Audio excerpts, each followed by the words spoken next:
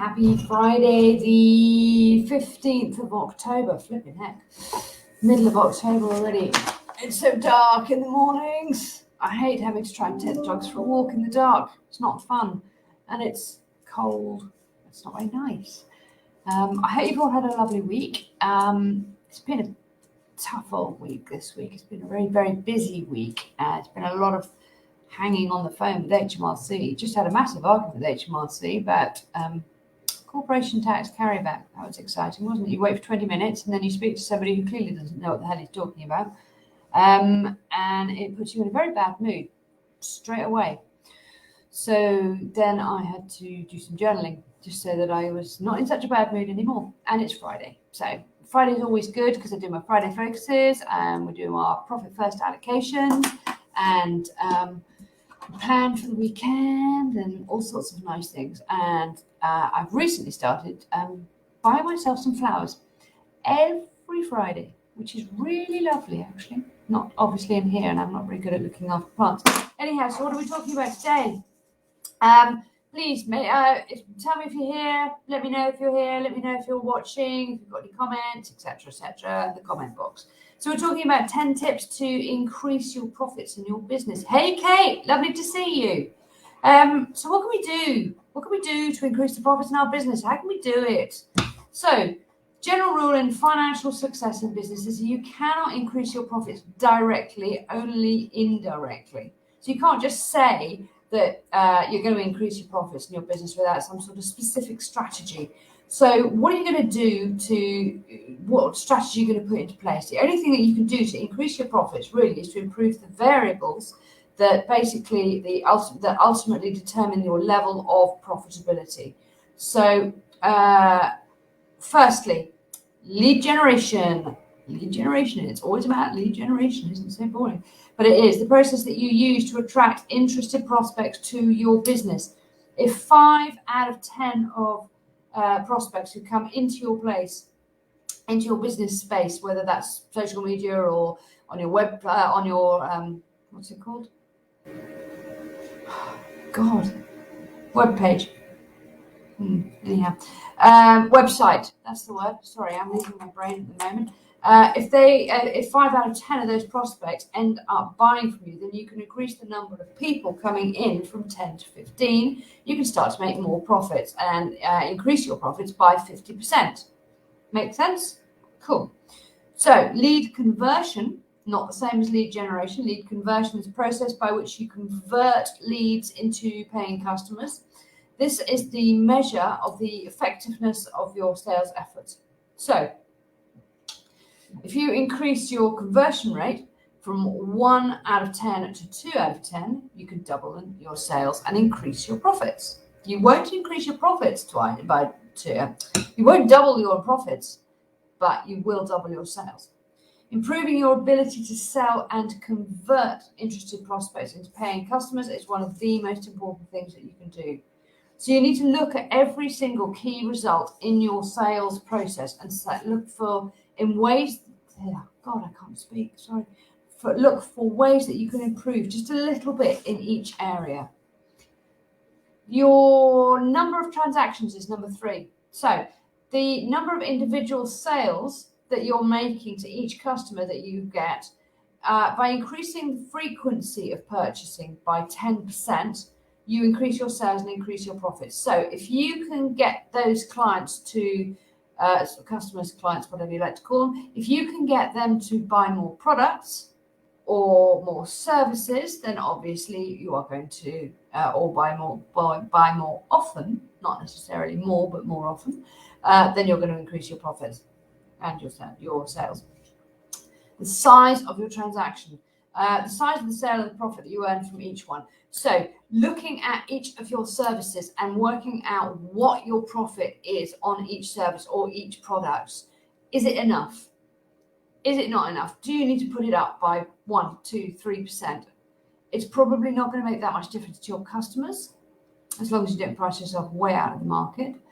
But the difference it could make to your net profit, that bottom line, could be huge. So your profit margin per sale is number 5. Do you know how to work out your profit margin? I am going to attempt to type in here, if I can, revenue minus cost divided, that's not H, but divided by revenue. So, oh heck, I think I might have just pressed the wrong button. No, I haven't. There we go.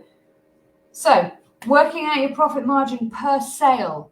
If you can do this, if you can have a spreadsheet to work this out, or a formula so that you can work this out, you can see exactly what every single sale you're making, what the profit margin is per sale. If you can increase that, every pound that you increase it by, it holds a cost constant. It flows straight through to your bottom line. So every pound that you reduce your expenses, if you hold sales and revenues as a constant, that always goes to the bottom line as a net profit. Okay, so I cannot speak today, sorry. Cost of customer acquisition, the amount that you have to pay to get every single customer. How much is that?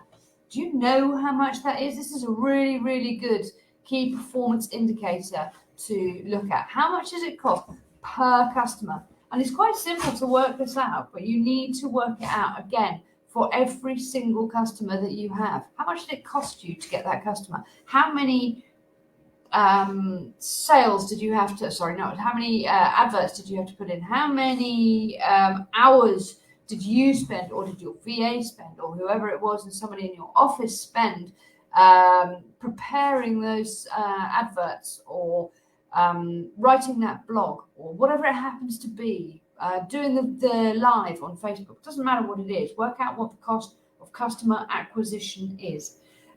Increasing your customer referrals. This is huge. This is something I've asked my clients to do now, is or some of them anyhow. I'm asking them to do a video testimonial for me that I can put on my website, I can put on social media, anyway. And people listen.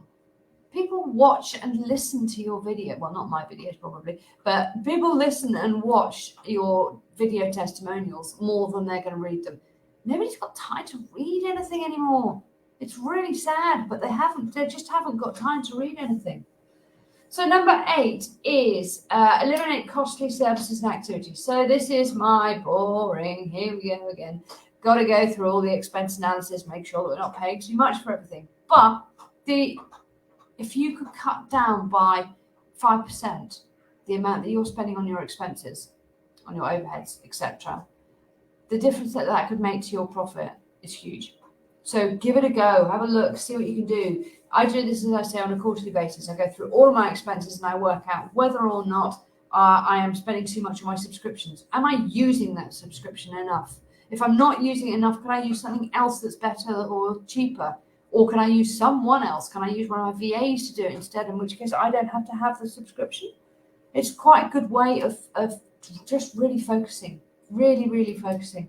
Look at the little services that you offer your customers as well, the extras that you offer them. Yes, of course I can do that. That's no problem at all. But the charge will be. Always, but the charge will be. Not, yes, of course I can do that. I'll just do it now. No charge. No. Doesn't matter what it is. It doesn't matter how little it is. It just makes a big difference to your net profit. Reducing your break-even point. So your break-even point is the number of items that you've got to sell each month to break even, to start making a profit. You use the break-even point to evaluate the potential effectiveness of any advertising, of any other expense that you are incurring to make those sales. Every expense to increase profits must be seen as an investment with an expected rate of return. An expected rate of return that is greater than the cost. And number 10, this is the obvious one, raise your prices. Raising your prices by even 5%. One, it probably won't be noticed by your customers or your clients, but 2, it can make such a big difference to your profits. So those are the 10 items that I was going to talk to you about today. And If you can increase the profits in your business, you can start to pay yourself properly. You can start to pay yourself properly. You can start to take that worry off your shoulders. You can start to put money aside for your tax. You can know that you're saving for your tax, etc. Look at Profit First. If you want to know more about Profit First, come and talk to me. I'm going to be doing an evergreen course, which is in the process of being sorted at the moment, which is going to be for anybody who doesn't want to work for me but does want to work with me but can't afford to work with me, but wants to know more about Profit First and how it works. So come and ask me all about it, because it's coming up soon. It's not going to be hugely expensive either, but it's going to make such an enormous difference to your business. So have a fabulous weekend, and I will see you all next week. Bye.